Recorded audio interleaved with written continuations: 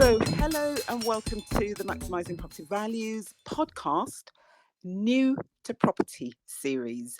These are episodes featuring someone who has been making money from property for less than 2 years or has no more than 2 properties that they make money from or are still aspiring to make money from property. I believe that everyone has a valuable voice, and that is why I'm going out of the norms in our industry to talk to people who readily identify as not being experts. If you like this episode, please rate and review it on any of the major podcast platforms. Thank you. I'm Patricia Ogunfaber, a non-practicing solicitor who first became a landlord in 1986 and has been making money from property since then. I also now help other people create generational wealth and financial freedom by helping them maximize property values.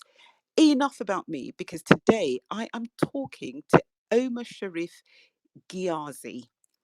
Please show him some love and tap on his face to follow him if you aren't already doing so. Again, thank you. So, a bit about Omar. He is London based and he left his job to fully commit to his property business. After a decade of working for the largest international humanitarian network in the world, Omar decided to make this change mainly because he wanted to be closer to his family and also to prioritize his health, including and most importantly, his mental health. He is passionate about diversity and inclusion. His most previous role was a D&I manager covering Asia, Europe, and the Americas for the organization that he worked for. He loves being active and is an avid hiker. He loves traveling, and his most important value is being kind. Oh, Omar, I'm so glad that you could, come on this show. One of his proudest moments in his professional life was to be part of the team who raised awareness of the missing people in the autonomous region of Bougainville in Papua New Guinea. So there you are. That is who Omar is. But before we speak to you, Omar, before we start listening to you, people listening to this, you can reach out and contact Omar via his email address, which is Omar, OMAR at propertyilive.com. So that is Omar at propertyilive.com. So I live is ILIVE. Right. And you can also find him on Instagram under the handle Property I Live. So there we are. Omar, welcome so much to this show. Do you know, it's been a while since I've done a guest series. I'm stumbling over my words, but you are so welcome. And you are my very, very first guest as part of this new to property series. So, do you know what? Let's just have fun and see how it goes. So, Omar, you identify yourself as being, new to property as I've defined it. Either you've got no more than 2 properties, you've been in this business for less than 2 years, or you're aspiring to get into it.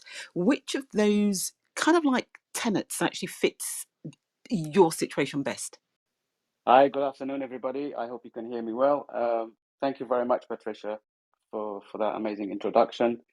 So yeah, I was going to say actually, when you mentioned when you were explaining who this podcast is for and who takes part, I'm not yet making money from property, just to be transparent, but I am into the business of property now for about 7 months. I'm still looking for that first deal. I got very close. But yeah, so that's where I am right now. I don't know whether that answers the question, Patricia, but yeah, I came across to some of the properties that I really liked. The numbers made sense, as they say. I made offers, they got accepted, but some inquiries that I raised were not to my satisfaction. So I kind of pulled out of the deal. So yes, I'm still looking for that first deal. Oh, great stuff. No, you definitely do fit within the criteria, because the third one was if people are still aspiring to make money from property. So, and you're definitely doing everything that you need to be doing. You know, you're going out there, you're looking for it, you're crunching your numbers, you're making offers. And I think you actually have a head start on most people who are aspiring to make money from property, because you know when to actually walk away. You know, lots of people who are maybe just coming into the business think, you know, speed is of the essence, and, you know, being able to brag that they've got, you know, property number one or two or three, or, you know, whatever the number, is more important than making sure that the numbers actually work for them. So I'm just going to say well done to you. um, okay, great stuff. So that is who you are. But, you know, although you haven't started making money from property, you do have some experience of doing things in property, don't you? Do you want to tell us about that? Yes, sure. So we purchased our first, our residential home back in 2021. And we bought it's a three-bedroom house in a small village called Harefield, not far from Uxbridge. And we bought the house knowing that the house needed some work. I mean, it was still in a livable condition, but we wanted to make it our own. So we actually did a side return extension. We did back to bricks, mostly everything downstairs. Actually, we did some work upstairs as well. So it was a major project. It took, well, for us, it was a major project. It took about 6 months. Yeah, if anybody was interested to see some photos, it's in my Instagram. And that kind of confirmed to me that I really wanted to be in the property business. So yes, that's the experience in terms of sort of de facto project managing. So it was an interesting experience because we had to deal with a planning application because we're in a conservation area, and obviously I hired the building control, and then yeah, all the sides of it. To be honest, it was quite stressful as well because we actually lived in the house while the work was being carried out. But yeah, so that's the kind of first-hand experience I got to have in the property. And you know what? That kind of experience is going to stand you in very good stead. Very, very good stead indeed, because it will now allow you to go look at properties and say, oh, okay, it needs this, this, and that done. You know, our own cost us, you know, however much. This one is likely to cost me, you know, so much. Then you go speak to some other people. You can nail down that figure, maybe, you know, to maybe a £10,000, you know, difference. And it just helps you plan your stuff that much better. So again, all I can say is well done. You really do have a head start on most people who are yet to make money from property. But again, do you know what? You've actually created value in your own home. So although you've not made money from it yet because you've not sold the home, you've moved into it, you've created some value there. And that, you know, you should be able to use going, going into the future. It may be that you'll decide to sell it, move into a bigger home, or, you know, remortgage it, get some money out and use it in your business. And I completely, and you know, I love people who, like you, are just very honest. So although, you know, chances are from what you've said, you've actually increased the value of your home. The first thing you said was, I haven't made any money from property, because you haven't realized that value in pounds and pennies. You know, being honest, I think, you know, gets us so far in life with like-minded people. So, you know, I really hope that, you know, they're the kind of people that you meet, you know, along your journey, because it just makes life so much easier. Straightforward, you know, speaking people. I love them to bits, because you're not having to second guess what they really mean. You just, you know, you are who you are, and they are who they are. You get to the know so much quicker. You can move on or say, do you know what? Let's try and find a way around this. So yeah, well done. Um, so what you know, the whole idea of this particular series is for you to actually be able to vent, because you know, for most for a lot of people, it would be, or would have been, you know, quite a number of years, you know, from when they were where you are now. And, sometimes people actually forget what that journey really is like. So if you're able to, I'd love for you to tell us the things that so far that you've seen, with your own home, and managing that project and dealing with builders and all the different trades, what you love about this industry. So it's the property industry where we try and make money from property. What you love about it, and what you absolutely despise about it, and things that if you had a magic wand you would change. So that's three things all in one. But I want you to just kind of like, dip in and out of any of them and just express how you feel, the way you feel it, in the way that makes you most comfortable. So that's why I've thrown all three of them there. So it's the things that you love, the things that you hate, and the things that you'd like to change. And if so, how? So over to you. Thank you, Patricia. Yeah, and just to say very quickly about the residential home that we bought. Yes, as soon as I said I haven't made any money in the property, actually that did come to my mind.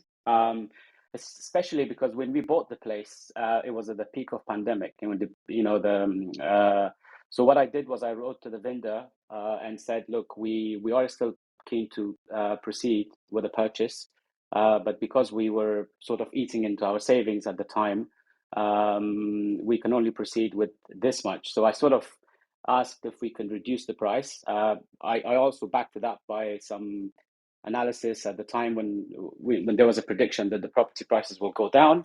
And actually, what we managed to do was to get £20,000 off the purchase price as well. And then, yeah, so when we did the work, we did a valuation, and I think we have actually added about 120,000 increase in the value of the property. So yeah, I mean it's an interesting thing to do. And like you said, when it comes down to the time when we want to move on, it's very nice, and it's reassuring to know that we can actually sell with that profit, and move to somewhere else. So in terms of what you ask about, what I love, I think one of the main reasons I left my job was, as much as I loved my job, I was traveling quite a lot internationally, working and living in different cultures around the world. You mentioned Papua New Guinea. I've lived in Egypt, Bangladesh, Afghanistan, where I'm originally from, by the way. Uh, I think what was, yeah, I mean, what I love about the property is that you're not stuck in an office. You can actually go out, you meet people. It's quite dynamic. You can whatever strategy you have in property, you can go out, and you can make new contacts, you can make new friends. I think this is something that I really enjoy. I really love meeting people, and then learning from them and learning from each other. I think what's frustrating, I don't know if I would say what I hate is what I find frustrating is the way property transactions work in the UK, whereby any site can actually pull out of a deal until the exchange. I mean, some people might say that that's a good thing to have because minds change, something come up. But um, back in 2018, initially when we initially started looking to purchase our home, we actually found something that we really loved, and we were like weeks away from exchanging, and then the seller just decided to pull out. Yeah, so yeah, that's what something I find quite frustrating. I think I understand that in some other countries it's not the same. Um, when you make an offer, if it's accepted, I think you kind of proceed. Yeah, I think I would just say that. What I would like to change, I'm not sure actually, Patricia, on that one. I think, yeah, I'm not sure. I'll let you know if something comes up. Great stuff. So I was chuckling away when you were talking about the things that you find frustrating about, the place that you found in 2018 and the seller pulled out. Because I was thinking to myself, if we had like a binding contract situation, I'm not sure that you'd have been able to negotiate a £20,000 drop in what you eventually bought. Okay, so swings and roundabouts. And I think in Scotland, they do have a sort of like binding contract situation. I don't quite know how it works, but I think if you make an offer and it's accepted around about that, you are kind of like bound, subject to maybe one or two very exceptional situations. I know it's exactly the same in America, because when we bought in America, it was, as I don't think they call it accepting the offer, and this was ages ago when we did this. I think it was in 1997, roundabouts then, because that's when I had my second son, and he was a babe in arms when we first went out there. That was another place that I bought unseen, just through pictures, sorted out the monies, bought it, and then we saw it the first time when we actually went when we went on holiday. But yeah, I think they also have that system in America. So you're absolutely right. But I guess because I'm used to the UK, to the system in England, um, I actually quite like it because it just gives you that, a little bit more time to do your due diligence and to make sure that you're absolutely happy with what you're doing. And what I've done where I'm selling, and I want to tie someone in and make sure that they don't go away, especially if it's, a good price, or, there's something special about, what we've agreed, is I will use a lockout agreement. So if they then pull out, whatever they pay, by way of this as part of this lockout agreement thing, they're not going to get back.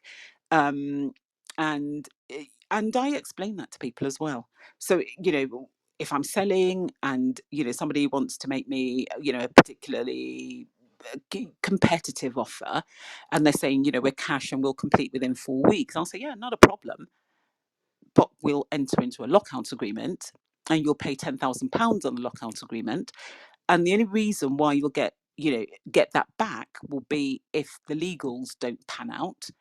You're paying cash anyway, so there's nothing that a survey can reveal, because you've already done your due diligence there. You can't say that you can't get a mortgage because this is the basis on which you're offering.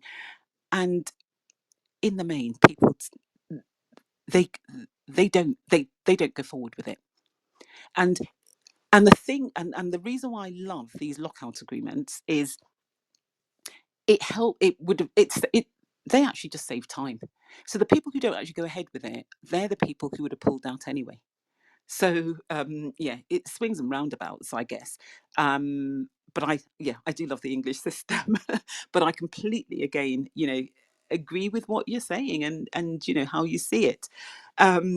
So now, this being a new to property series, as you know, we're kind of like booked in for 30 minutes, because I didn't want to kind of like get you so bogged down that people would be sweating about coming onto the show.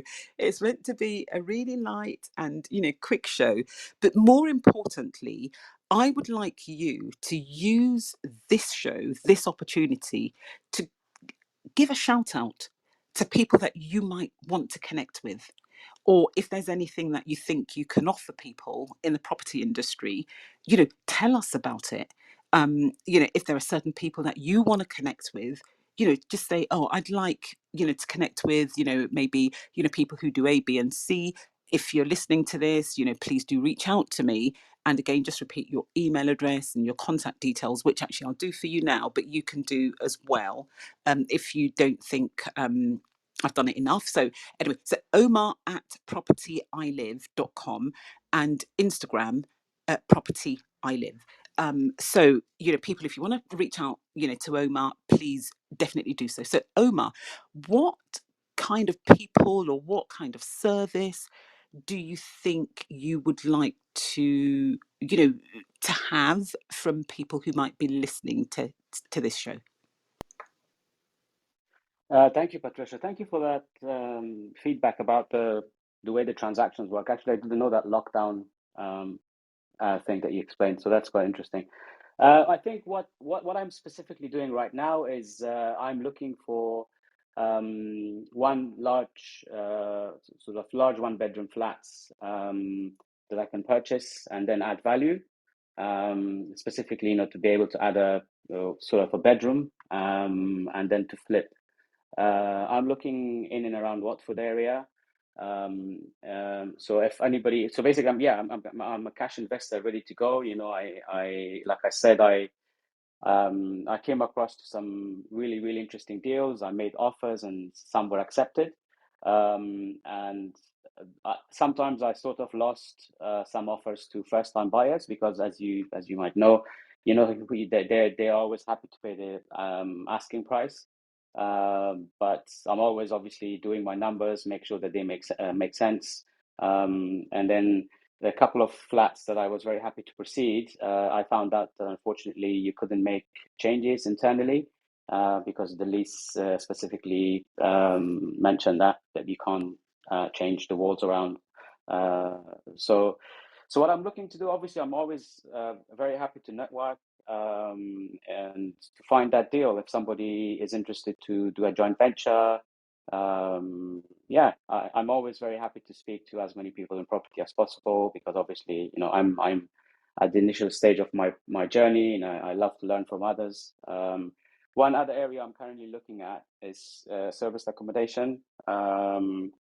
And yes, so that's an area that I might also get into.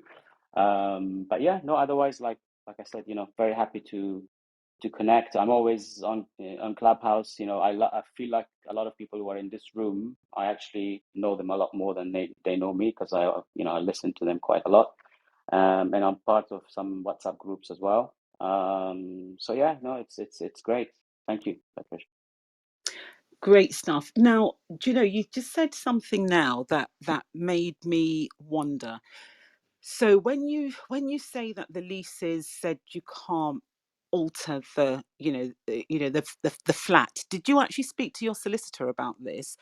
And I tell you why I'm asking this question. So all leases normally will say you're not allowed to alter without the freeholder's consent.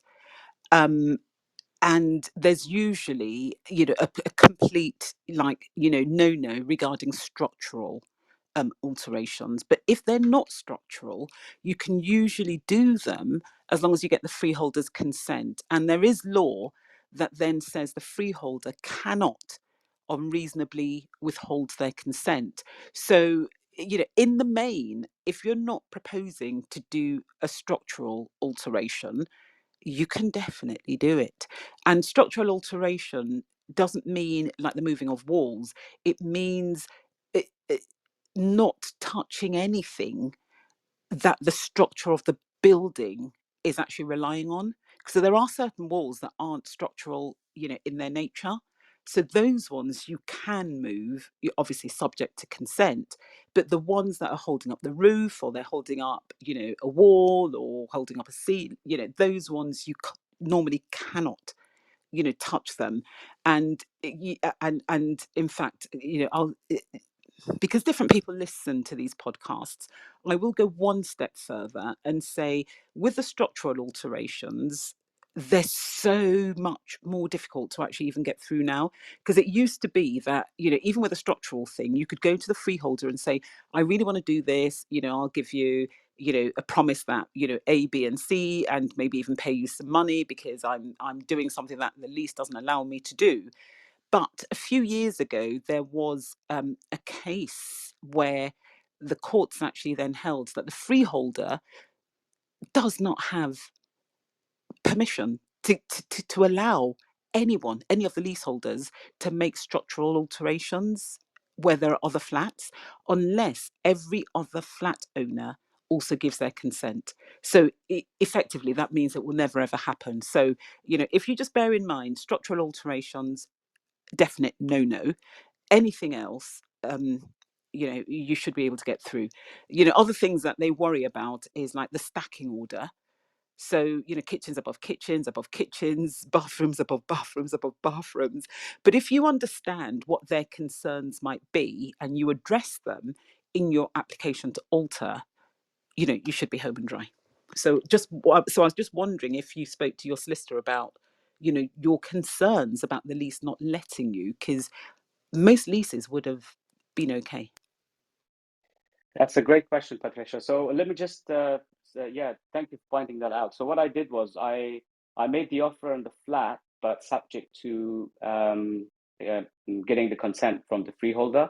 And in the once my offer was accepted, I actually reminded the estate agents to to say that this is I won't be able to proceed unless I actually am able to make these changes in the flat, because otherwise, I was not interested into buying this flat and being a typical buy-to-let investor. I wanted to make changes and then to sell it. But then they suddenly said, well, yeah, they spoke with the vendor, and apparently there were some complications because of the freeholder and stuff. And then yeah, they said, yeah, we won't proceed. So I wasn't sure exactly what happened there, but yeah, I mean, I understood that maybe then this is not possible to do. But yeah, we didn't get to the stage where leases were obtained and the solicitors to look at. And then yeah, just to expand on Emmy's question as well in the chat box, Emmy. So what is holding me back right now, I would say, is I'm not doing as many viewings as I would like to do.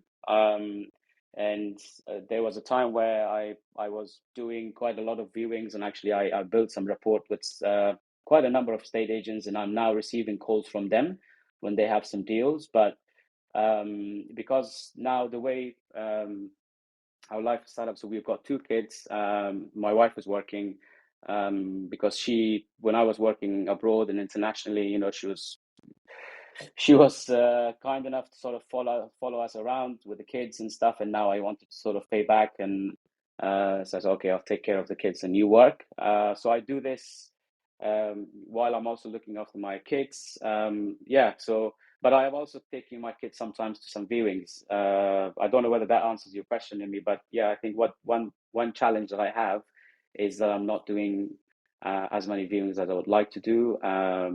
Yeah, so right now the way I'm trying to find that deal is through the state agents and building that relationship. Yeah, sorry, Patricia, to sort of go around a bit, but yeah, that's what I wanted to say. No, no, no. Thank you for answering Emmy as well, because that is actually really, really useful. And now, if I may, I will just give you a bit of advice. And other people in the room, if you want to write in the room chat to add what you think as well, that might help Omar. That would be really useful. You see, the way that you've gone about it, it's very unlikely that you'll find someone who will then be able to come back and say, yes, you can go ahead with the alterations, because it's a very involved process. Now, I've posted on my Instagram, which is Property Money Tree, just recently about some mentees of mine who've just finished, well, they're literally just about to rent out their flat. It's their first buy to let. And so it's a company that bought the property, and the company's got two directors in there. So that's why I keep on saying they. Um, and so when we made the application to alter, it took nearly 6 months before we actually got the approval. And I know that that is irritating, but it's just the way that, things went. And the main delay was because the freeholder thought that he was entitled to a lump sum, which he wasn't entitled to. So he wanted £5,000. And I said to the ladies, I said, he's not entitled to it. So you now have a business decision to make. Either you pay him the £5,000 or you stand your ground and let him know that you're not pushovers. I said, if it was my property, I would not be paying him a penny. Anyway, they decided they weren't paying him any money because he was very high-handed about it. He said, well, pay me £5,000 and you can do it.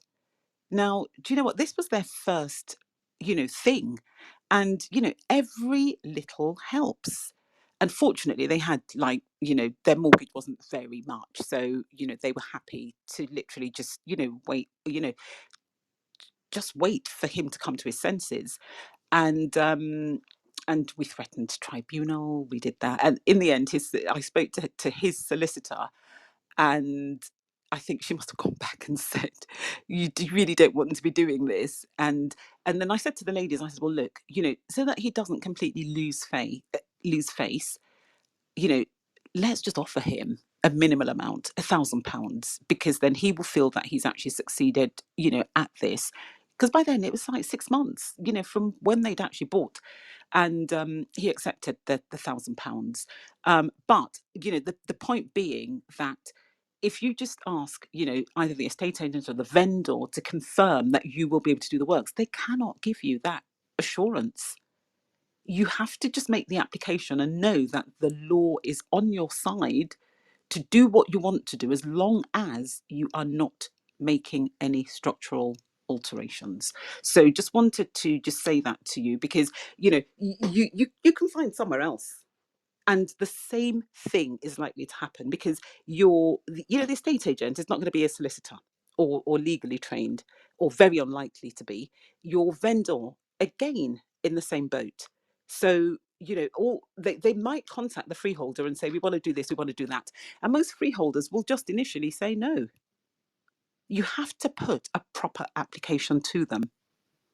So yeah, so that is just what I would yeah. Can I ask, Yeah. Patricia, that scenario that you just explained, how long did that take you? So the freeholder, um, I think he delayed things by about 6 months, and then they did, or could have been even more, because then they did the works, and then no, yeah. So after we got consent, we then had to wait for the builder to become available, and then once the builder was available, then the builder did the works, and then we went into staging. And it was actually quite funny, because um, I said to them, I said, look, once you're ready for staging and everything's on site, just let me know. Because every time they wanted to buy something, they'd send me a link and say, what do you think about this? So there'd be lots of smiley faces, frowny faces, no nose with exclamation marks. And in the end, they got most of the stuff. And I said, look, once you've got all your staging stuff on site, let me know, and I'll come round and show you how to stage. So they said, yes, yes, yes, we're ready, Patricia, we're ready. So then I go, and they weren't ready. But I ended up putting their bed together for them. I enjoy doing these kind of things, so it was quite good fun. But everything wasn't there to enable the thing to be finished. Then I said, okay, you need this, this, this, this, and that. And they said, okay, don't worry, Patricia, we'll do it. Then I said, let me know once you've got them and they're all there. Then I can come back and we can just do a blitz and finish the staging, and then we get the photographer in, and then we go to market. Then they said, yes, we're ready, Patricia. So back I go, and still we weren't ready. So, and I was going abroad the following day, and the photographer was meant to be coming in the day that I was traveling out. So I then said to them, I said, well, look, are you happy to wait a week, because I was just going to be away for about a week, and when I come back we can finish this staging properly and then get the photographer to come in. They said, yes, yes, yes, we'd rather that. So that's what we did. And I tell you, I am so proud of them, because I look around that flat and I just absolutely love it. I love it. And they're charging a lot more than other flats in the area. It's only been on the market for a couple of days now, and they've had so much interest.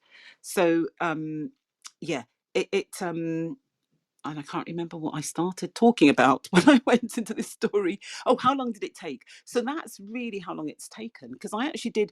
So my podcast, which I do once a month on the first of the month. So the one that I did for May, so that would have been published yesterday, was actually about them. And so I went back and I looked up when we signed the agreement. Actually, wouldn't so we signed the agreement. It took a few months for them to actually find the property. Um, but I think the freeholder actually delayed things by about 6 months, I reckon. Yeah. So sometimes it can take time, but if your numbers work for you, then they will always work for you. And it's always best to key in some numbers of maybe dead time of about 6 months to a year, depending on the level of refurbishment that you're actually going to do.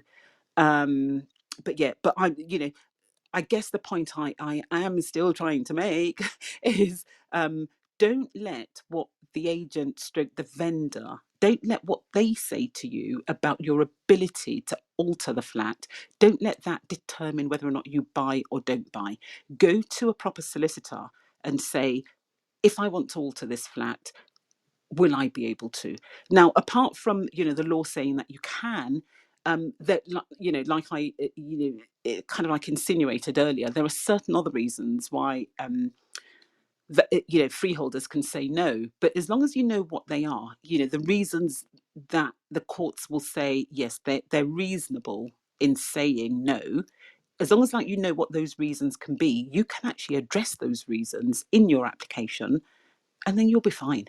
So, things like, let me see if I can find one that I've done. Might be able to literally just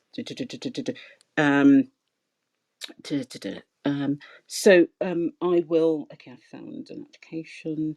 Um, let's see. Okay, so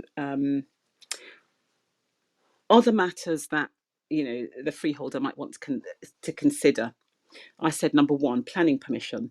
This is not required by virtue of, and I've stated the law. Number two, building control approval. This is required, and a completion certificate shall be provided on completion. Three, works duration. These will be for a maximum of 8 weeks. All works will be conducted between 8 a.m. and 6 p.m. Monday to Friday, 8 a.m. to 1 p.m. on Saturdays, and there will be no working at all on Sundays or bank holidays. The neighbouring flats will be informed of the works start and finish dates. Number four, Party Wall Act 1996. No party walls are affected, so they can say no if party walls are going to be affected. But remember, you're not doing any structural work, so that it really shouldn't be affected. And the other thing as well, okay, so this particular application didn't involve stacking, because normally I talk about stacking as well. And I say that even though the stacking order is going to be disrupted, it won't adversely affect anyone else, because we're going to be adding additional soundproofing in the area concerned. So as long as, like, you address every single reason why they can say no to you, it makes it that much more difficult for them to be able to say no. But also, whilst I'm saying this, you also need to make sure that if you can't do the works, that will still work for you and you're not going to lose money. That is the worst case scenario. But in 90% of the cases, you should be able to do the works based on, the lease. Hopefully you will find that place that much sooner because of what I've said. Just speak to your solicitor, get a Thank you, solicitor, Patricia. and just say to them, this is what I'm looking to do. And I'd be very, very happy if you would be able to, look at, the lease for me before I actually go ahead. That, they'll charge you something, maybe £100 or something, but at least they will be able to say to you, this is where you stand. Thank you very much. That's very helpful. Thank you. This is about you and, what you want to get from this.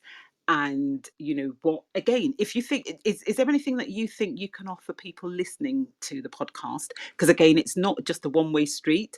And just because you haven't been in property for that long doesn't mean that you don't have valuable stuff to share with people who are in property. If you do, fine. If you don't, again, fine. So if you do, just let us know now. And Well, yes, Patricia. I mean, as you said, I'm relatively new, but if anybody is thinking to start or wanted to start sometime soon, or have started and just wanted to, bounce off some ideas, I'm very happy to share, my sort of timeline and, when did I start, how did I start, what did I do? I have had mentorship as well, for example. Happy to share experience on that one. And yeah, like I said, I'm also looking at some other strategies right now, service accommodation. Yeah, so happy to share my experience that I have so far. In terms of viewings, building that relationship with estate agents. Yeah, yeah. I'm always happy if somebody wants to reach out and ask questions. I'm very happy to help. thank you so much. Thank you, thank you, thank you so much. So in terms of people that you'd like to connect with, people who want to maybe JV, people who, again, might, be able to kind of like, assist you with what you're doing. So, if you're listening to this, reach out to Omar, Omar at propertyilive.com. His Instagram is property I live, so you can easily make contact with Omar. And also, if you're on Clubhouse right now, you can just tap on Omar's face and send him a message, and there you'll be connected. So thank you so much. Do you know, Omar, thank you very much for being on this inaugural podcast. So New to Property, you are my first guest on this New to Property series. And it's all about you. It's about sharing what you want, sharing your experiences so far, because people might listen to this and think to themselves, I can help Omar. And I really, really do hope that you get, more help than you actually need, from just doing this. It's a fun journey. I gave up the law in 2015. I'm loving my life right now. And it can be frustrating as well. So I'm not, going to kind of like, just paint a glorious picture for people. No, there are ups and downs in property, but in the main, if as long as like you do your due diligence and your figures work out, it should be, more fun than not. So I wish you all the very, very best. I will what am I going to do? So I will publish this next week. So that will be on the Maximising Property Values page, wherever these podcast platforms actually host podcasts. And so, people, if you want to listen to it, just tap on the link above. That should take you to the Apple Podcasts. And if you don't want to miss any further podcasts, subscribe. And if you listen to a podcast and you like it, please do rate and review it. Even if you don't like it, rate and review it, because the reviews help people actually improve what they're offering. So I'd rather that you liked it than not. But if you don't, do let me know as well. I don't mind. Anyway, so thank you to everyone who's been in the room, and thank you to everyone who might be listening. And most of all, thank you, Omar. Everyone have a great day. And Omar, final words, and then I'll close the room. Thank you very much, Patricia, for having me. Thank you for encouragements, for the guidance and very useful tips. And thanks for those who are listening in the room and who will be listening the podcast later on. And looking forward to staying in touch. Thanks a lot.